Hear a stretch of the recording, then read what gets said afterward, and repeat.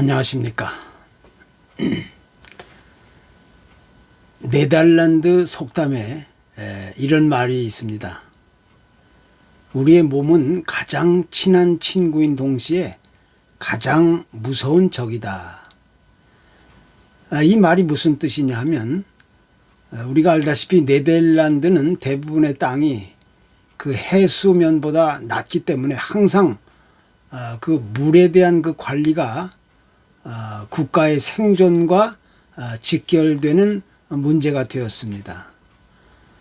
또 온 사방에 운하가 있어서 일단 물과 아주 친숙한 나라입니다.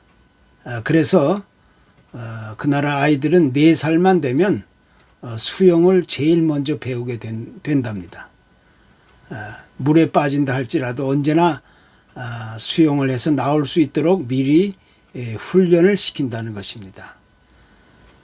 특별히 1953년에 그 대홍수로 인하여 아주 막대한 인명과 재산 피해를 입었었던 아주 뼈아픈 경험이 있기 때문에 그들은 여러 가지 공사를 통해서 바다를 막는 프로젝트를 완성하기도 하고, 또 북쪽의 바다를 막아 4차선 고속도로도 세우고, 또 바다의 짠물을 민물의 호수로 만들기도 했고, 전국을 연결하는 운하들을 아주 철저하게 완벽하게 관리해 왔던 것입니다.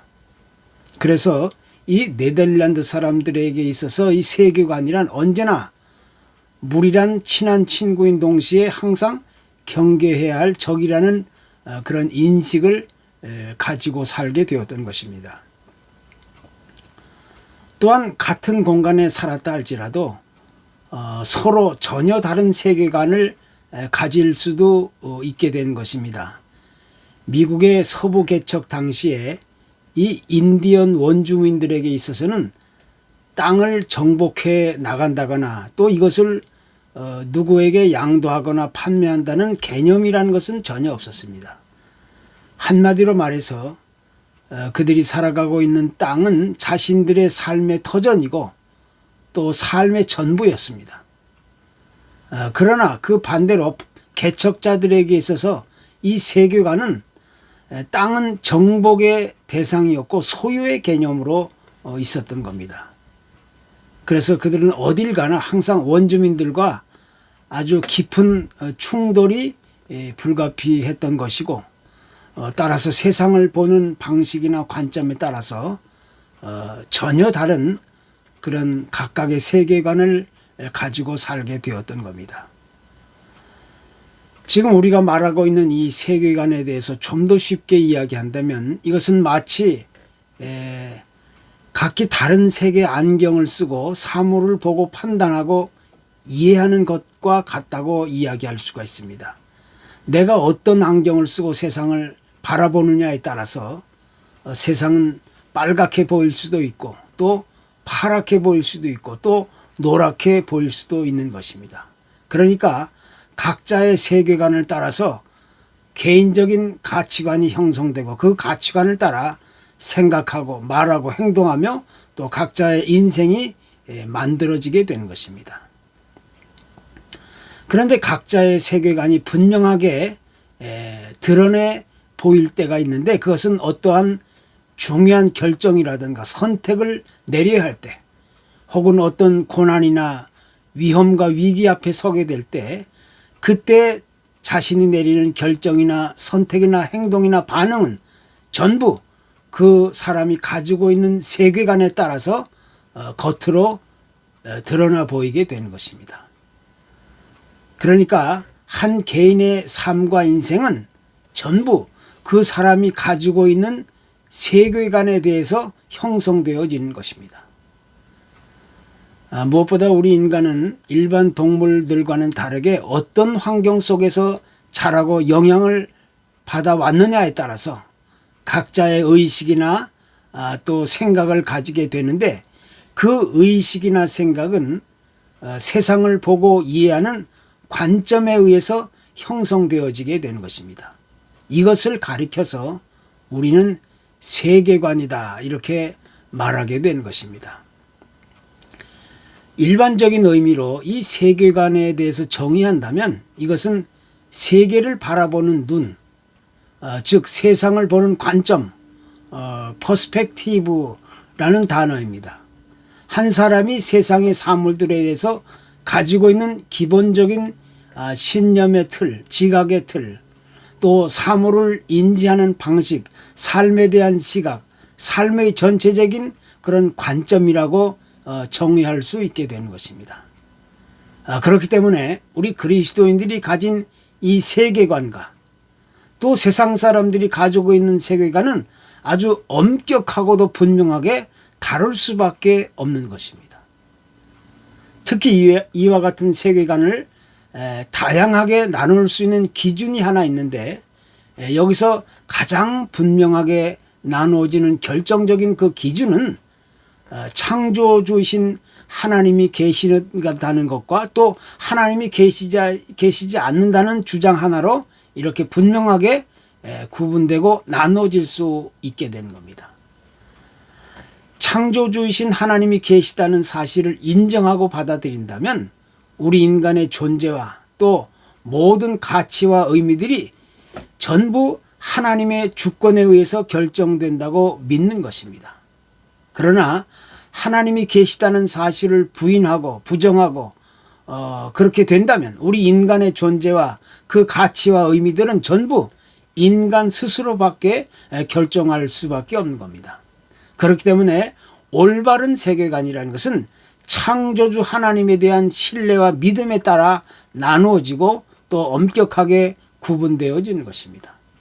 그래서 하나님을 인정하고 받아들이는 믿음에 근거한 신본주의, 우리 그리스도인의 세계관이 있는가 하면 하나님을 부인하고 거부하면서 물질 세계가 전부라고 주장하는 이 물질주의 혹은 자연주의 세계관이 있게 되는 것입니다. 그러니까 하나님이 계시지 않는다고 주장하는 사람들은 모든 가치와 의미들을 인간 스스로 결정해야 되기 때문에 당연히 인본주의 세계관을 따르게 되는 것입니다. 또한 초월적인 신의 존재를 인정하면서도 창조주 하나님을 부인하는 이 다신론, 그런 세계관을 가지고 있는 사람들, 이러한 세계관을 가진 사람들은 역시 그 주체가 신이 아니라 인간이기 때문에 이건 역시 인간 중심적인 인본주의 세계관이 되는 것입니다. 그래서 이 세상은 어느 때나 항상 하나님이 계시다는 사실을 인정하고 받아들이는 신본주의 세계관, 즉 우리 기독교 세계관이 있고 또 하나님을 부정하고 거부하는 인본주의, 인간적인 세계관이 공존하고 있는 것입니다. 따라서 이 세상은 언제 어디서나 이 두 개의 세계관이 서로 공존하고 대립하면서 갈등과 분열과 분쟁과 다툼이 계속해서 반복적으로 일어날 수밖에 없는 그런 구조 속에 갇혀 있게 되는 것입니다. 그래서 우리가 지금 과연 어디에 속해 있는지를 스스로 판단하고 돌아볼 수 있는 그러한 근거와 기준이 바로 여기에 있다는 사실을 우리가 다시 한번 레슨 받게 되는 것입니다. 흔히 현대를 가리켜서 포스트 모던의 시대라고 이렇게 이야기합니다. 이 포스트 모던 시대의 특징은 한마디로 말하면 이 절대적인 진리는 존재하지 않는다는 것입니다. 모든 것이 상대적으로만 있다고 그렇게 고집하고 주장하는 것입니다. 그래서 하나님의 말씀 역시 절대적인 진리라는 사실을 아주 완강하게 부인하고 있는 겁니다. 또 뿐만 아니라 이 포스트 모던 시대의 특징 하나는 사실과 가치를 철저하게 구분짓는 데서부터 다르다는 것을 우리가 알게 됩니다.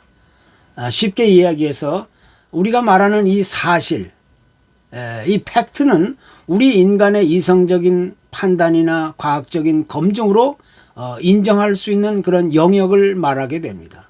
그런데 그들은 말하기를 우리가 믿는 하나님 역시 이것은 사실이 아니라 단순적인 개인적인 가치의 선택이라고 얘기하는 겁니다. 즉 우리의 신앙은 절대적인 진리도 아니고 또 사실로 확인될 수 있는 것도 아니기 때문에 당연히 그것은 그저 개인적인 선택이라고 얘기하는 겁니다. 그래서 많은 사람들은 이런 질문을 하게 됩니다. 이것이 과학적으로 증명될 일인가? 또 그것이 사실인가? 뭐 이렇게 얘기를 합니다. 그러니까 과학적으로 증명되고 그것이 이성적인 판단으로 내릴 수 있는 사실이라면 믿을 수 있지만 그렇지 못하다면 믿을 수가 없다는 겁니다. 그래서 학교에서 가르치는 내용에 있어서도 과학적이고 이성적인 사실이라면 가르쳐도 되지만 그렇지 못하면 학교에서 가르칠 수 없다는 것입니다. 한마디로 말해서 이 종교라든가 신앙은 과학적으로 증명되지 못하기 때문에 결코 학교에서는 가르치면 안 된다고 그렇게 강조를 하게 되는 겁니다. 절대적인 하나님, 이 신앙의 진리를 거부하고 오직 이성적인 또 과학적인 판단과 선택에 의해서 받아들인다는 것이 오늘날의 그 포스트 모던 시대의 정신, 이런 시대 정신이 되어버린 것입니다. 이것이 바로 오늘날 우리가 얘기하는 이 세속적인 세상적인 세계관이라고 우리가 말할 수가 있는 겁니다. 그런데 문제는 바로 이와 같은 세속적인 세상적인 세계관, 물질주의 세계관, 또 자연주의 세계관, 인본주의 세계관이 많은 우리 그리스도인들의 신앙을 뿌리채 흔들면서 혼란을 가져오고 또 파괴하고 있다는 사실을 우리는 놀라지 않을 수가 없는 겁니다. 많은 사람들이 하나님을 믿는다고는 하지만 사실 올바르고 진정한 세계관이 무엇인지를 전혀 깨달아 알지 못한데 그저 형식적으로 체면적인 종교 생활에만 매달려 있다는 사실에 우리는 큰 충격에 휩싸이지 않을 수가 없는 겁니다. 물론 세상을 살아가는 방법에 있어서 사람마다 제각각 다 다를 수가 있는 것입니다. 그만큼 이 세상은 지금 어느 때보다도 매우 복잡하고 다양한 그런 사고와 이론과 생각들이 공존하고 있는 세상에서 우리의 삶을 지금 이어가고 있는 것입니다. 그러나 단 한 번뿐인 내 인생의 삶의 그 결정짓는 가장 중요한 핵심적인 요소 가운데 이 올바른 세계관을 우리가 다시 찾는다는 것은 그 무엇보다 또 중요한 일이 아닐 수가 없는 겁니다. 그래서 우리 그리스도인의 풍성한 삶과 그 내용을 결정을 짓는 가장 중요한 요소는 올바른 성경적인 세계관, 기독교 세계관이라고 우리는 말할 수가 있게 되는 겁니다. 또 오늘날처럼 이렇게 다양하고 다원화된 세상 속에서 진정한 그리스도인으로서의 삶을 온전하게 이루어가기 위해서는 무엇보다 하나님이 요구하시는 이 올바른 세계관으로 무장할 수 있어야 되는 겁니다. 그것이 무엇입니까? 그것은 곧 하나님의 자녀인 우리 그리스도인이 세상을 바라보는 관점, 또 세상을 어떻게 이해하고 적응해 가느냐 하는 데 있는 겁니다. 그리고 더 나아가서 우리 그리스도인의 구체적인 삶과 행동과 사고는 어떠해야 하는가를 가르치고 있는 것이 곧 올바른 성경적인 세계관이라고 이야기할 수가 있는 겁니다. 오늘 우리 그리스도인들 가운데서 가장 흔하게 일어나고 있는 이 잘못된 신앙의 문제 하나는 바로 혼합주의라는 것이 있습니다. 이 혼합주의라는 것은 쉽게 이야기해서 물질주의적이고 또 성공주의를 말하는 것입니다. 예수를 믿는다고는 하지만 어떤 고통이나 힘들고 위험하고 어려운 일이 닥쳤을 때 그때 세상적이고 인간적인 수단과 경험이나 그런 바탕을 더 의지하게 된 겁니다. 이것은 엄격하게 말하면 믿음이나 신앙이라고 말할 수가 없는 겁니다. 비신앙적인 태도이고 세상적인 이 잘못된 세속적인 세계관에서부터 비롯된 것입니다. 성경이 말하고 있는 우리 인간 역사의 마지막은 요한계시록에 나타난 대로 하나님의 심판과 멸망에 있는 겁니다. 하나님이 천지를 만물을 만드셨지만 이제 때가 되면 반드시 그 역사의 그 마지막이 도래하고 그때 이제 새로운 땅과 새로운 하늘이 다시 나타나고 하나님의 나라가 그때 완성되어지는 겁니다. 이것이 성경의 역사관입니다. 그런데 인간의 사고와 또 이성을 높이 평가하면서 눈에 보이지 않는 신적인 영역, 하나님의 존재를 부인하면서 인간 중심적인 사고를 받아들이기 시작했던 겁니다. 그로부터 우리 인간의 이성과 과학과 철학적 사고가 기독교 세계관을 허물어가기 시작했던 겁니다. 그 대표적인 예가 바로 이 진화론적인 사고, 그것이 나타나고 또 물질주의에서 비롯된 이 공산주의 사상이 지금 홍수처럼 사람들의 마음을 흐트러지게 하고 있는 것입니다. 그때부터 사람들은 이 성경적인 역사관을 애써 무시하고 멀리하면서 이 세상에 잘못되고 오염된 세계관을 가지고 그 속에서 이제 살게 되는 겁니다. 이것이 부패하고 타락한 오늘날 이 세상의 이 적나라한 현실적인 모습이라고 우리는 이야기할 수가 있게 됩니다. 그래서 바울 사도는 로마서 12장에서 너희는 이 세대를 본받지 말고 오직 마음을 새롭게 함으로 변화를 받아 하나님의 선하시고 기뻐하시고 온전하신 뜻이 무엇인지 분별하도록 하라.